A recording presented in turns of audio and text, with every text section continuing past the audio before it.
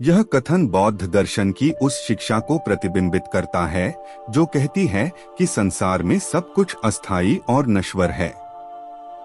बुद्ध के अनुसार मोहमाया से आशय उन चीजों से है जो हमारे मन को बांधती हैं और दुख का कारण बनती हैं। इस विचार के मुख्य बिंदु 1. मोह और माया। मोह किसी वस्तु, व्यक्ति या स्थिति के प्रति अत्यधिक लगा। माया वह भ्रम या अस्थायी वास्तविकता जो हमें संसार में बांधे रखती है। 2. संसार का स्वभाव। बुद्ध ने सिखाया कि इस संसार में कुछ भी स्थायी नहीं है, अनित्य। कोई अपना नहीं होता। इस बात को इंगित करता है कि सभी संबंध, चाहे वे कितने भी गहरे क्यों न लगें, समय के साथ बदल जाते हैं। 3. दुख का कारण। हमारे दुखों का कारण मोह है, क्योंकि हम किसी चीज को स्थायी मानकर उससे जुड़ जाते हैं। जब वह चीज हमसे दूर हो जाती है या बदल जाती है, तब हम दुखी हो जाते हैं। 4. समाधान। बुद्ध ने मोहमाया से मुक्त होने का मार्ग बताया, जिसे अष्टांगिक मार्ग कहा जाता है। यह आत्मज्ञान और शांति की ओर ले जाता है। यह विचार हमें सिखाता है कि हमें जीवन में संतुलन बनाए रखना चाहिए, चीजों को वैसा ही स्वीकार करना चाहिए जैसा वे हैं, और अत्यधिक लगाव से बचना चाहिए। बुद्ध का दर्शन और मोहमाया से मुक्ति का गहराई से विवेचन। बुद्ध का पूरा जीवन और उनकी शिक्षाएं इसी दिशा में मार्गदर्शन करती हैं कि मनुष्य को मोहमाया के चक्र से मुक्त होना चाहिए। इसे समझने के लिए हमें उनके दर्शन के कुछ और पहलुओं को विस्तार से जानना होगा। 1. अनित्य, सब कुछ अस्थायी है। बुद्ध ने कहा कि यह संसार परिवर्तनशील है। किसी भी वस्तु, संबंध या स्थिति का स्थायी होना संभव नहीं है। हम जिन चीजों से मोह करते हैं, वे या तो बदल जाएंगी या खत्म हो जाएंगी। यह सत्य स्वीकार करना ही दुख से मुक्ति का पहला कदम है। 2. अनात्म, कोई स्थायी आत्मा नहीं। बुद्ध ने अनात्म का सिद्धांत दिया, जिसका मतलब है कि मैं या मेरा जैसी कोई स्थायी आत्मा नहीं है। जो कुछ भी हमें अपना लगता है, वह वास्तव में भ्रम है। जब हम यह समझ जाते हैं, तो मोहमाया का प्रभाव कम हो जाता है।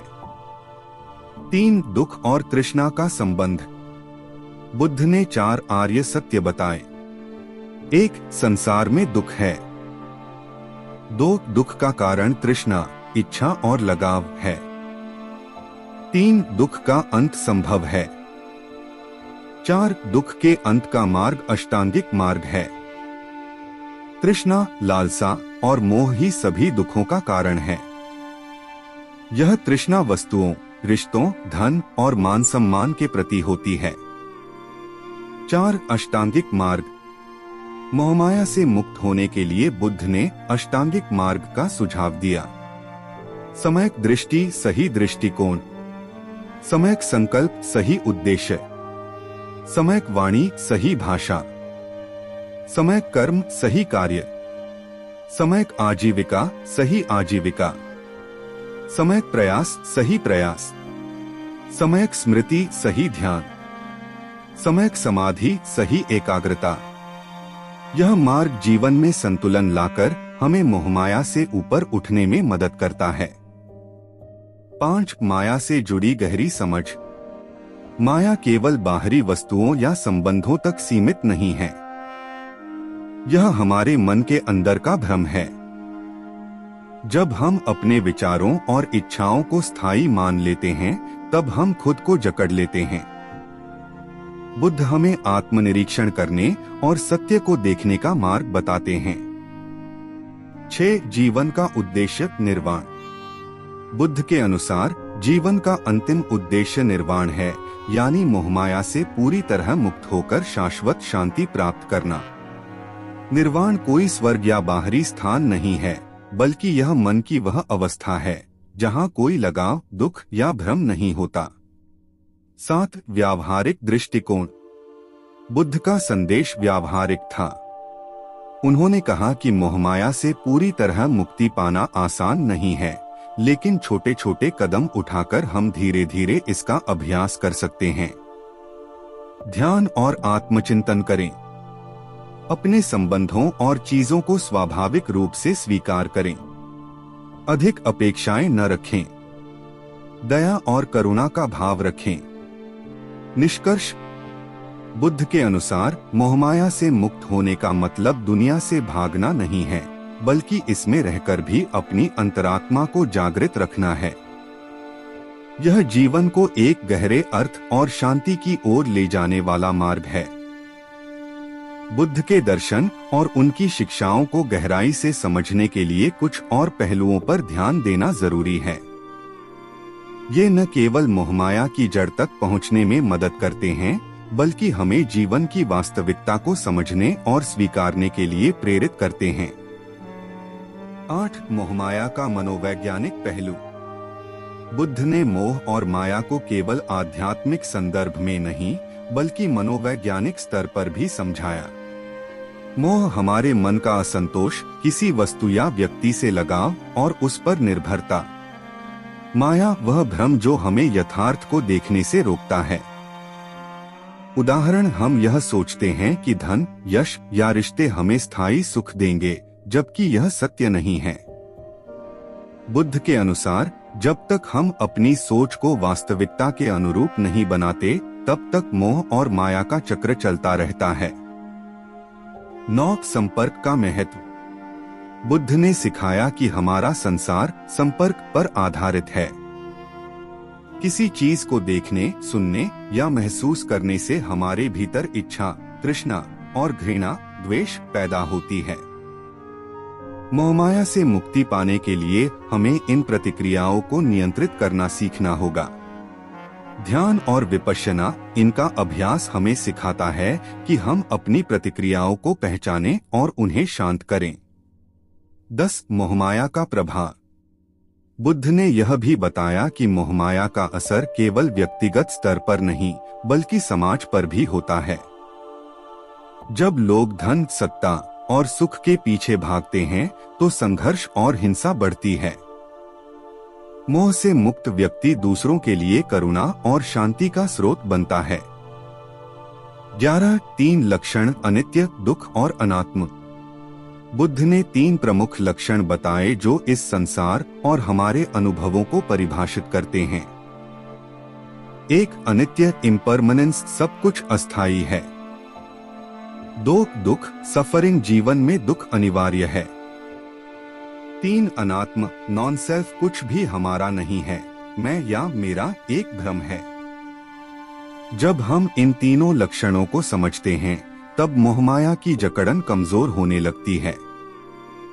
12. ध्यान, मेडिटेशन का महत्व। मोहमाया से मुक्त होने का सबसे प्रभावी साधन ध्यान है।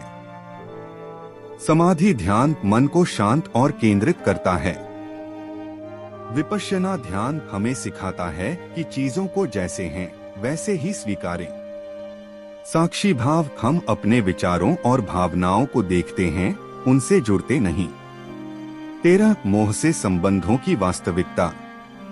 बुद्ध ने यह भी कहा कि मोहमाया का सबसे बड़ा रूप हमारे रिश्तों में दिखता है। हम सोचते हैं कि कोई व्यक्ति पूरी तरह हमारा है, लेकिन यह सत्य नहीं है। हर व्यक्ति का अपना स्वतंत्र अस्तित्व और कर्म है। हमें रिश्तों में संतुलन और करुणा का अभ्यास करना चाहिए, न कि अतिआसक्त होना। 14. कर्म और पुनर्जन्म। बुद्ध के अनुसार मोह और माया हमारे कर्म, एक्शंस को संचालित करते हैं। जब हम मोह और माया के प्रभाव में आकर कर्म करते हैं, तो हम पुनर्जन्म के चक्र में फंस जाते हैं। मोहमाया से मुक्ति पाकर ही हम इस चक्र को समाप्त कर सकते हैं। 15. सत्य का बोध, ज्ञान। बुद्ध का अंतिम संदेश यह था कि मोहमाया से मुक्ति ज्ञान, बोधि प्राप्त करके ही संभव है। यह ज्ञान बाहरी किताबों या उपदेशों से नहीं, बल्कि आत्मनिरीक्षण और ध्यान से आता है। जब हमें सच्चा ज्ञान होता है, तब हम संसार को वैसा देख पाते हैं जैसा वह वास्तव में है। निष्कर्ष: बुद्ध के दर्शन का मूल संदेश यह है कि मोहमाया से बंधे रहकर हम केवल दुख और असंतोष का अनुभव करते हैं। लेकिन यदि हम ध्यान, आत्मचिंतन और सही दृष्टिकोण का अभ्यास करें तो हम इस चक्र से बाहर निकल सकते हैं। मोहमाया से ऊपर उठकर जीवन जीने का अर्थ संसार को छोड़ना नहीं, बल्कि इसे समझकर इसके साथ शांतिपूर्ण ढंग से जीना है। करुणा, दया और संतोष का अभ्यास ही हमें सच्ची शांति और मुक्ति की ओर ले जाता है। बुद्ध के विचार इतने गहरे और व्यापक हैं कि हर बार उन्हें समझने की कोशिश में नए आयाम खुलते हैं। मोहमाया से जुड़ी उनकी शिक्षाओं को और विस्तार से समझने के लिए निम्नलिखित बिंदुओं पर चर्चा की जा सकती है। 16 अहंकार, ईगो और मोह का संबंध।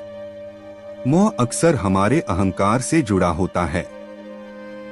यह मेरा है, यह मैं हूँ जैसी भावनाएं मोह को जन्म देती हैं।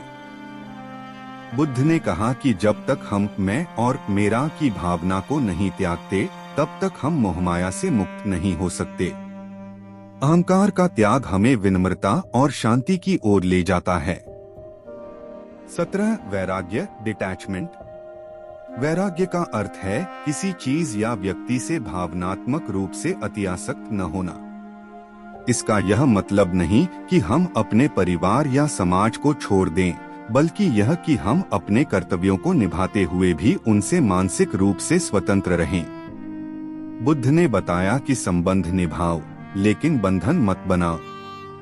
18 मोहमाया और आत्मविकास। मोहमाया से मुक्त होकर व्यक्ति अपनी आत्मा का विकास कर सकता है। जब हम मोह और तृष्णा से ऊपर उठते हैं तो हमारी ऊर्जा आंतरिक शांति, ध्यान और करुणा में लगती है। यह आत्मज्ञान, सेल्फ रियलाइजेशन और आंतरिक स्वतंत्रता की ओर ले जाता है। 19 4 ध्यान अवस्थाएं, 4 झानस। बुद्ध ने ध्यान के माध्यम से मोहमाया से मुक्ति पाने के 4 चरण बताए। 1 पहली अवस्था, स्थिरता और शांति का अनुभव। 2 दूसरी अवस्था, मानसिक विचार और प्रतिक्रियाओं से मुक्ति। 3 तीसरी अवस्था, आनंद और सुख से भी ऊपर उठना।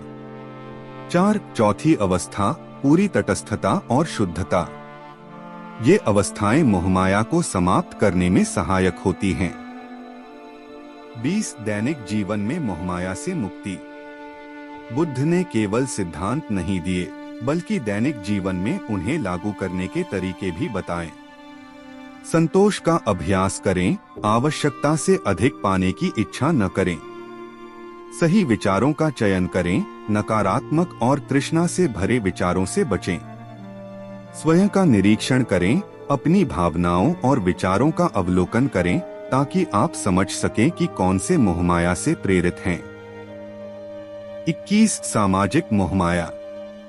बुद्ध ने यह भी बताया कि समाज भी व्यक्ति को मोहमाया में फंसा सकता है।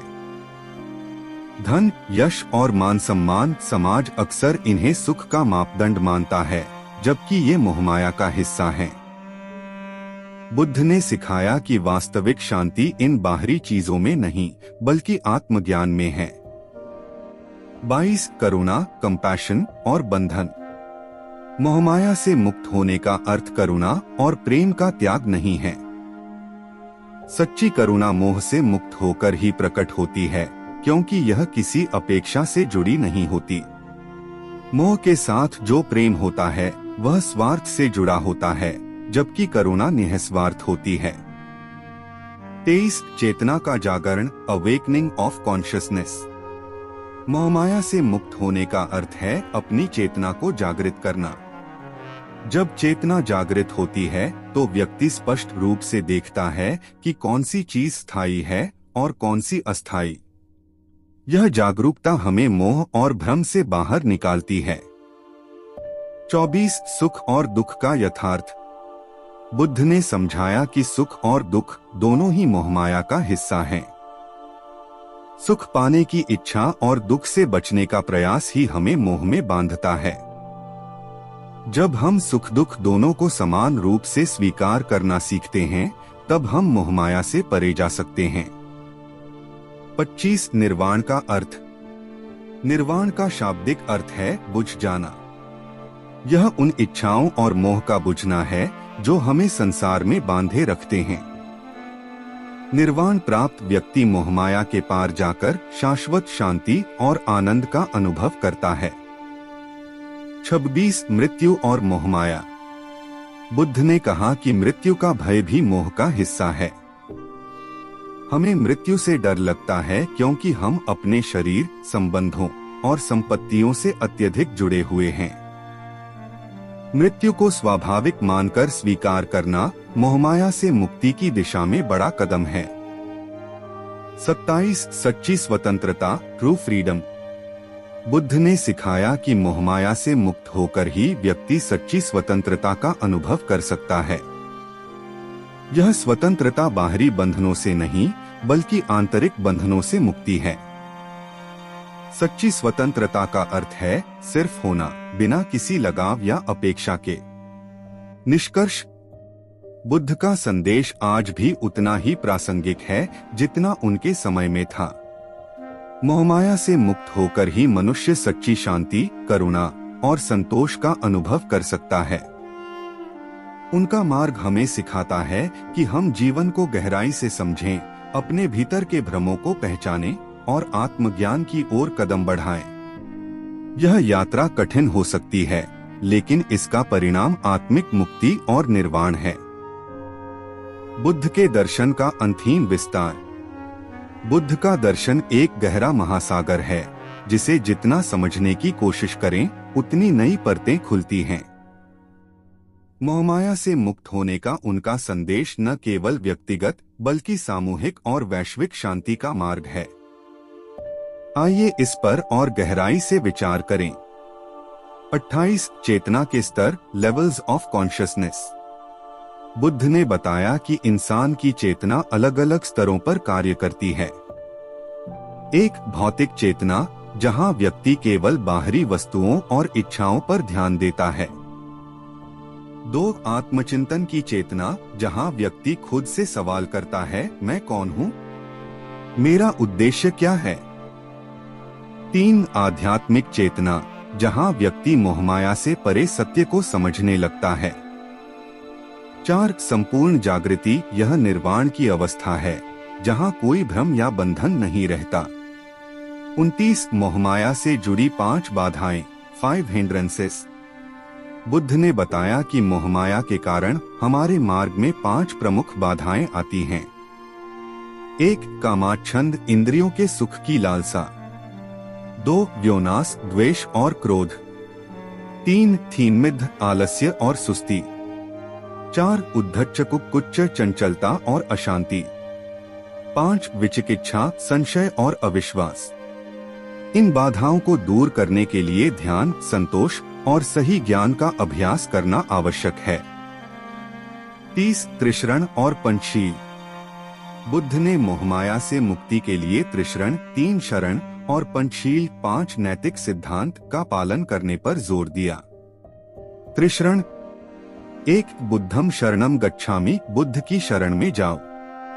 2 धम्मम शरणम गच्छामि, धर्म की शरण में जाओ। 3 संघम शरणम गच्छामि, संगति समाज की शरण में जाओ। पंचशील। 1 प्राणियों को मारने से बचो। 2 चोरी मत करो।